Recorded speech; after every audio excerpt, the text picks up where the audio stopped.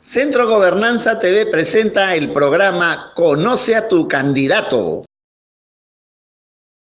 ¿Cómo están, amigos del Centro Gobernanza? Nos encontramos el día de hoy ahora con Gustavo Olivares, candidato número 8 de Democracia Directa, y me acompaña José Miguel Ojeda, presidente de la organización Jóvenes del Milenio en la coconducción. José Miguel, tu saludo. ¿Qué tal? ¿Cómo estás, Andrés? Buenos días, candidato, buenos días. Bueno. Estamos aquí para poder escuchar un poco más sobre los candidatos, qué están haciendo, qué trascendencia en su vida han tenido y la trascendencia política también, para poder conocer un poco más de ellos y no estar trastabillando más con candidatos que nos sorprendan ya próximas a las elecciones y tengamos este problema constante que está pasando. Andrés. José Miguel, Gustavo, bien, comenzamos. En el programa Conoce a tu candidato del Centro de Gobernanza, lo que queremos es conocer al candidato. ¿Quién es Gustavo Olivares como persona? ¿Cómo es su familia? ¿Qué valores tiene? ¿Qué le motivó a ingresar a la política? ¿Desde hace cuánto tiempo estás en política? Cuéntanos.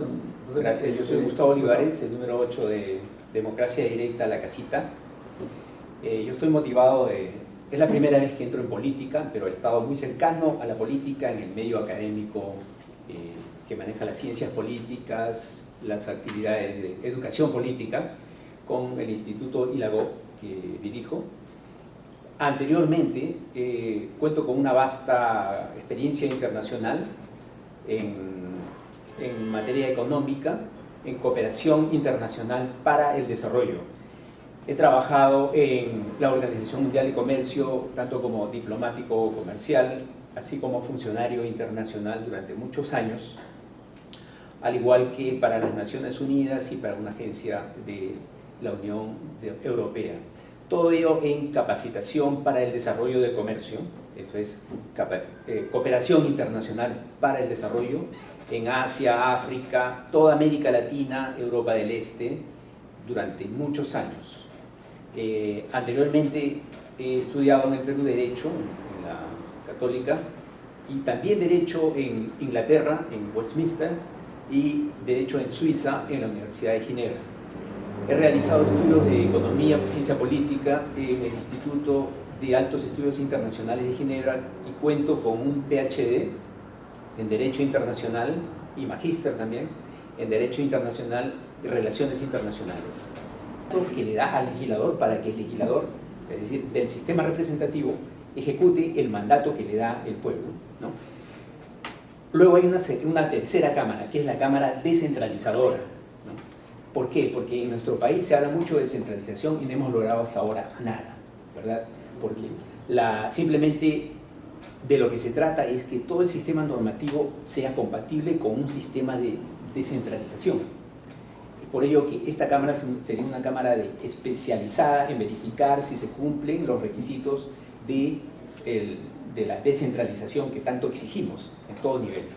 Pero al final, tener estas tres cámaras, entonces lo que entiendo, generaría mayor cantidad de gasto también, porque generaría un presupuesto mayor, porque tendrías que contratar personas que puedan revisar cada una de estas normas que sean presentadas y no simplemente con los 120 congresistas que tenemos ahora, que el pueblo en realidad quiere reducir la cantidad de congresistas, ni siquiera aumentar. Y en un estado en realidad como el que tenemos, la cantidad de congresistas no representa al Perú entero. En realidad tenemos un Perú que no es representado porque la cantidad de congresistas es ínfima. Sin embargo, todo el antecedente de los congresistas ha hecho que el peruano ya no quiera tener un congresista de este tipo, sí, quiera cerrar el Congreso inclusive, cosa que no se puede hacer.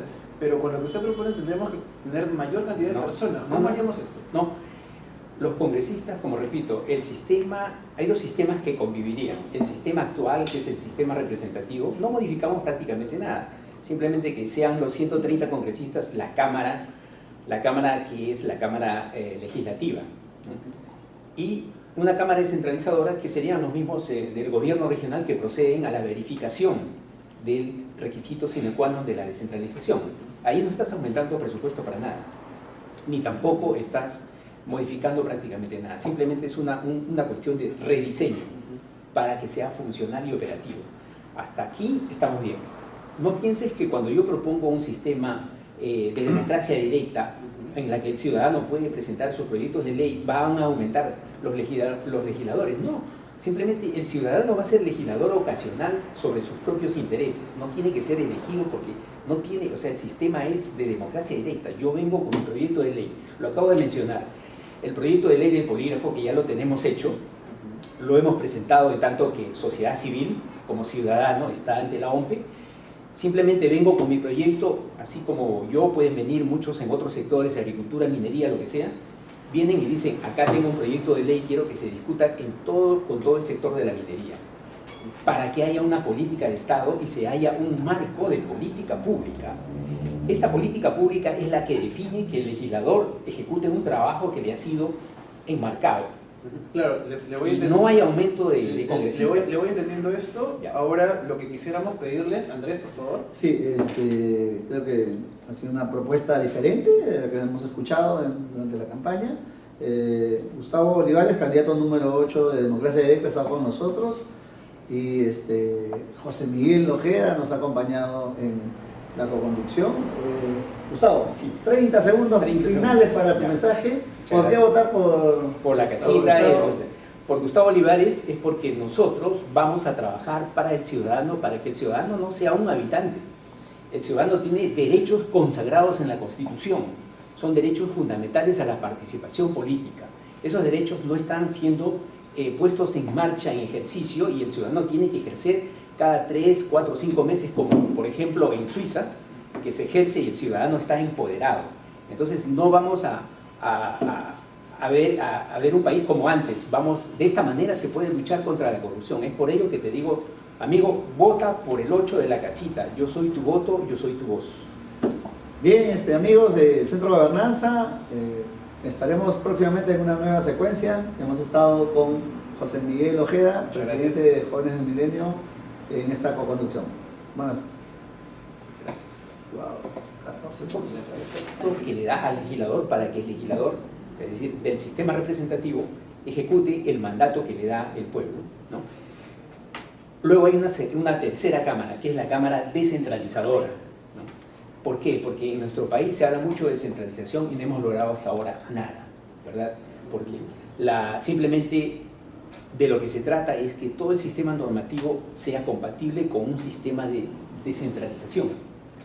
Por ello que esta cámara sería una cámara especializada en verificar si se cumplen los requisitos de la descentralización que tanto exigimos en todo nivel. Pero al final, tener esas 3 cámaras, entonces lo que entiendo, generaría mayor cantidad de gasto No. también, porque generaría un presupuesto mayor, porque tendrías que contratar personas que puedan revisar cada una de estas normas que sean presentadas y no simplemente con los 120 congresistas que tenemos ahora, que el pueblo en realidad quiere reducir la cantidad de congresistas, ni siquiera aumentar. Y en un estado en realidad como el que tenemos, la cantidad de congresistas no representa al Perú entero. Claro. En realidad tenemos un Perú que no es representado porque la cantidad de congresistas es ínfima. Sin embargo, todo el antecedente de los congresistas ha hecho que el peruano ya no quiera tener un congresista Más. de este tipo. Sí, quiera cerrar el Congreso inclusive, cosa que no se puede hacer. Pero con lo que usted propone tendríamos que tener mayor cantidad de personas. ¿Cómo haríamos esto? No, los congresistas, como repito, hay 2 sistemas que convivirían. El sistema actual, que es el sistema representativo, no modificamos prácticamente nada. Simplemente que sean los 130 congresistas la cámara que es la cámara legislativa, ¿no? Y una cámara descentralizadora que serían los mismos del gobierno regional que proceden a la verificación del requisito sine qua non de la descentralización. Ahí no estás aumentando presupuesto para nada, ni tampoco estás modificando prácticamente nada. Simplemente es una cuestión de rediseño para que sea funcional y operativo. Hasta aquí estamos bien. No pienses que cuando yo propongo un sistema de democracia directa, en la que el ciudadano puede presentar sus proyectos de ley, van a aumentar los legisladores. No, simplemente el ciudadano va a ser legislador ocasional sobre sus propios intereses. No tiene que ser elegido porque no tiene, o sea, el sistema es de democracia directa. Yo vengo con un proyecto de ley, lo acabo de mencionar, el proyecto de ley del polígrafo que ya lo tenemos hecho, lo hemos presentado en tanto que sociedad civil como ciudadano está ante la OMPE. Simplemente vengo con mi proyecto, así como yo, pueden venir muchos en otros sectores, agricultura, minería, lo que sea, vienen y dicen, acá tengo un proyecto de ley, quiero que se discuta con todo el sector de la minería. para que haya una política de Estado y se haya un marco de política pública. Esta política pública es la que define que el legislador ejecute un trabajo que le ha sido enmarcado. Claro, le voy entendiendo. No hay aumento de congresistas. Le voy entendiendo esto. Ya. Ahora lo que quisiéramos pedirle, Andrés, por favor. Sí, creo que ha sido una propuesta diferente de la que hemos escuchado durante la campaña. Gustavo Olivares, candidato número 8 de Democracia Directa, está con nosotros. Y José Miguel Ojeda nos ha acompañado en la coconducción. Gustavo, Sí. 30 segundos 30 finales segundos. para tu Ya. mensaje. Muchas ¿Por qué gracias. votar Por la Gustavo? casita, por Gustavo Olivares, es porque nosotros vamos a trabajar para el ciudadano, para que el ciudadano no sea un habitante. El ciudadano tiene derechos consagrados en la Constitución, son derechos fundamentales a la participación política. Esos derechos no están siendo puestos en marcha, en ejercicio, y el ciudadano tiene que ejercer cada 3, 4, 5 meses, como por ejemplo en Suiza, que se ejerce y el ciudadano está empoderado. Entonces no vamos a ver un país como antes. De esta manera se puede luchar contra la corrupción. Es por ello que te digo, amigo, vota por el 8 de la casita. Yo soy tu voto, yo soy tu voz. Bien, amigos del Centro de Gobernanza, estaremos próximamente en una nueva secuencia. Hemos estado con José Miguel Ojeda, Muchas presidente gracias. de Jóvenes del Milenio, en esta coconducción. Buenas. Gracias. Wow, 14 puntos. También he estudiado Derecho Constitucional aquí en el Perú, en nivel de posgrado en San Marcos y Derechos Humanos, así como un doctorado en Ciencia Política y Gobierno por la Escuela de Gobierno de la PUCP. ¿Qué te motivó a ingresar a la política? Sí. La situación, la coyuntura actual, que me parece grave, muy grave, porque o los peruanos actuamos o simplemente nos dejamos llevar a un proceso que nos va que va a terminar en que vivamos en una sociedad que sería pues la guerra de todos contra todos, y al final terminaríamos como Venezuela en una especie de narcoestado, ¿no? Tiranos, dominado completamente por la corrupción. Entonces los ciudadanos estamos obligados, pienso, a asumir políticamente las labores de participación política. Sí. Yo quería consultarle un poco más sobre todas sus propuestas, ahora que conocemos un poco más sobre usted y sabemos de la vasta experiencia académica que ha tenido, aparte de los estudios de posgrado y los estudios en el exterior que ha hecho y que está trayendo ahora para enriquecer nuestro país, pero en base a sus propuestas como candidato, tenemos una que es la ley que usted está proponiendo sobre el polígrafo. Sí. ¿Nos puede explicar un poco más sobre esto? Sí. La ley de polígrafo justamente es una propuesta principal. Tengo 8, porque soy el 8 de la casita, pero las 3 principales que puedo mencionar son básicamente propuestas anticorrupción. La ley de polígrafo es el uso del polígrafo para erradicar la corrupción en el Poder Judicial y en el Sistema Nacional de Justicia. Por ejemplo, si a nosotros para postular un trabajo nos piden antecedentes judiciales, ¿no? Entonces, ¿por qué un juez no va a pasar un polígrafo cada 6 meses, o un fiscal o cualquiera que trabaje en el Poder Judicial? Tendría que pasar por el polígrafo para, dentro de un marco un poco más amplio de una evaluación integral, verificar la integridad, porque es muy difícil que se le pueda evaluar de otra manera a través de otros medios. Pero ¿cómo haríamos esto si se sabe que para utilizar el polígrafo también hay formas de entrenarse para engañar al polígrafo? No es solamente que el polígrafo agarra y te dice sí, él miente o él dice la verdad. Te puedes adiestrar y nos damos cuenta que la corrupción es la que tiene la máquina del dinero. Entonces eso puede ameritar capacitación para estas personas y seguir en corrupción. Sí, bueno, lo que tú dices es relativamente posible, pero hay que entender que el polígrafo es un instrumento científico que está cada vez en plena evolución, es cada vez mucho más sensitivo. Es muy difícil engañar a un polígrafo. La tasa de fiabilidad es entre el 92 y el 95%. Es un instrumento científico muy difícil de engañar. ¿Esta experiencia la están realizando en otros países? ¿No? Acá en nuestro propio país está siendo tomada en cuenta, por ejemplo, la Policía Nacional. Los mismos, por ejemplo, para ser procurador ahora tienes que pasar por un polígrafo. El problema está en que no está sistematizado como una obligación, lo hacen de manera voluntaria en tanto que prueba.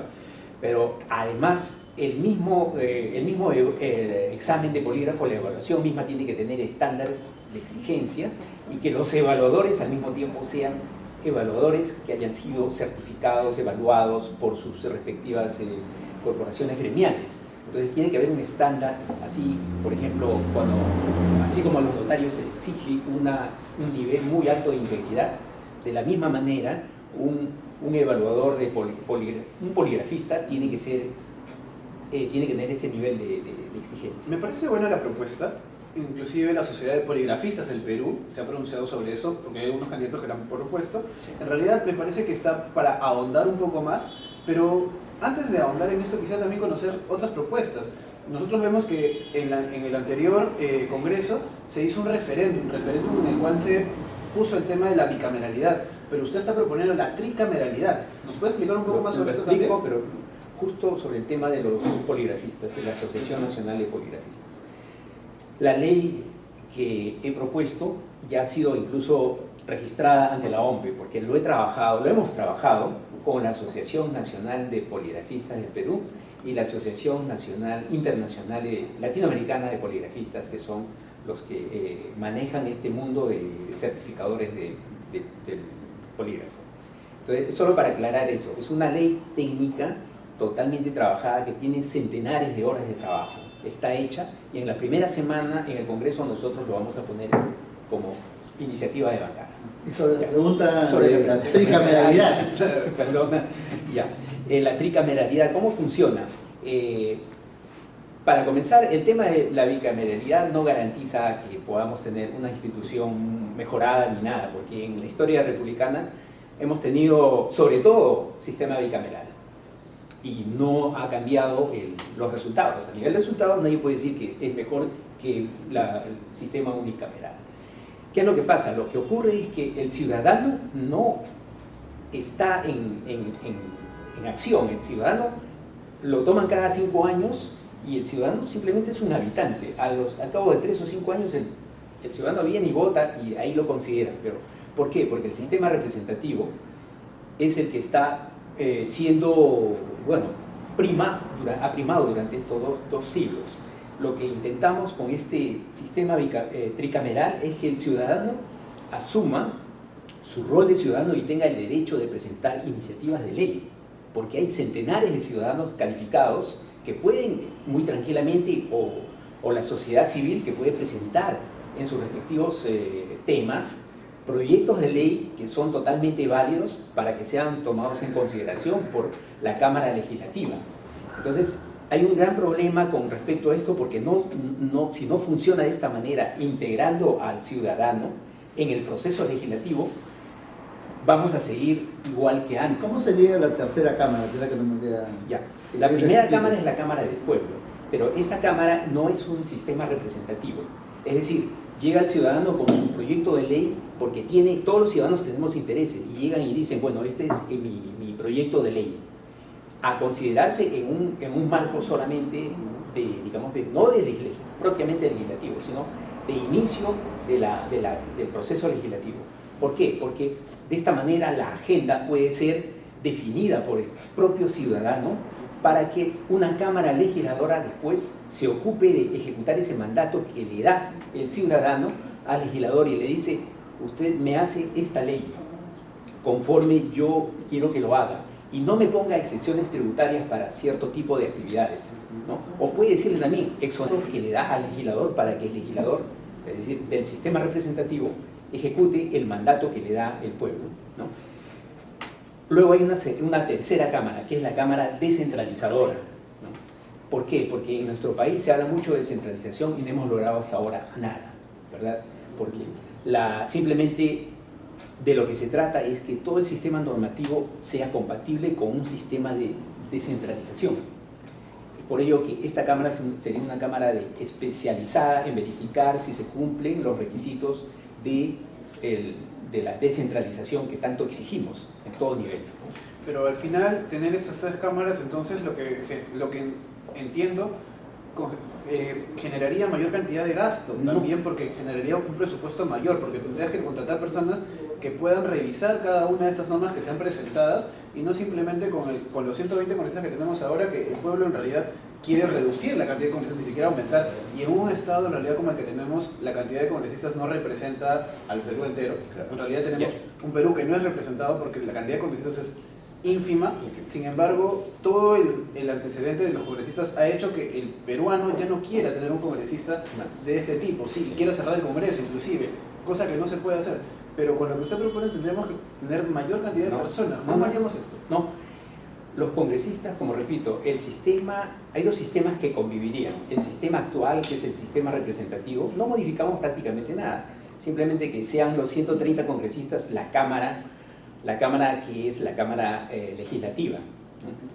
Y una Cámara descentralizadora que serían los mismos del gobierno regional que proceden a la verificación del requisito sine qua non de la descentralización. Ahí no estás aumentando presupuesto para nada, ni tampoco estás modificando prácticamente nada. Simplemente es una cuestión de rediseño para que sea funcional y operativo. Hasta aquí estamos bien. No pienses que cuando yo propongo un sistema de democracia directa en la que el ciudadano puede presentar sus proyectos de ley, van a aumentar los legisladores. No, simplemente el ciudadano va a ser legislador ocasional sobre sus propios intereses. No tiene que ser elegido porque no tiene, o sea, el sistema es de democracia directa. Yo vengo con un proyecto de ley, lo acabo de mencionar, el proyecto de ley del polígrafo que ya lo tenemos hecho, lo hemos presentado en tanto que sociedad civil como ciudadano está ante la OMPE. Simplemente vengo con mi proyecto, así como yo, pueden venir muchos en otros sectores, agricultura, minería, lo que sea, vienen y dicen, acá tengo un proyecto de ley, quiero que se discuta con todo el sector de la minería, para que haya una política de Estado y se haya un marco de política pública. Esta política pública es la que define que el legislador ejecute un trabajo que le ha sido enmarcado. Claro, le voy entendiendo. No hay aumento de congresistas. Le voy entendiendo esto. Ya. Ahora, lo que quisiéramos pedirle, Andrés, por favor. Sí, creo que ha sido una propuesta diferente de la que hemos escuchado durante la campaña. Gustavo Olivares, candidato número 8 de Democracia Directa, está con nosotros. Y José Miguel Ojeda nos ha acompañado en la coconducción. Gustavo, Sí. 30 segundos 30 finales segundos. para tu Ya. mensaje. Muchas ¿Por qué gracias. votar Por la Gustavo? casita, por Gustavo Olivares, es porque nosotros vamos a trabajar para el ciudadano, para que el ciudadano no sea un habitante. El ciudadano tiene derechos consagrados en la Constitución, son derechos fundamentales a la participación política. Esos derechos no están siendo puestos en marcha, en ejercicio, y el ciudadano tiene que ejercer cada 3, 4, 5 meses, como por ejemplo en Suiza, que se ejerce y el ciudadano está empoderado. Entonces no vamos a ver un país como antes. De esta manera se puede luchar contra la corrupción. Es por ello que te digo, amigo, vota por el 8 de la casita. Yo soy tu voto, yo soy tu voz. Bien, amigos del Centro de Gobernanza, estaremos próximamente en una nueva secuencia. Hemos estado con José Miguel Ojeda, presidente de Jóvenes del Milenio, en esta coconducción. Buenas.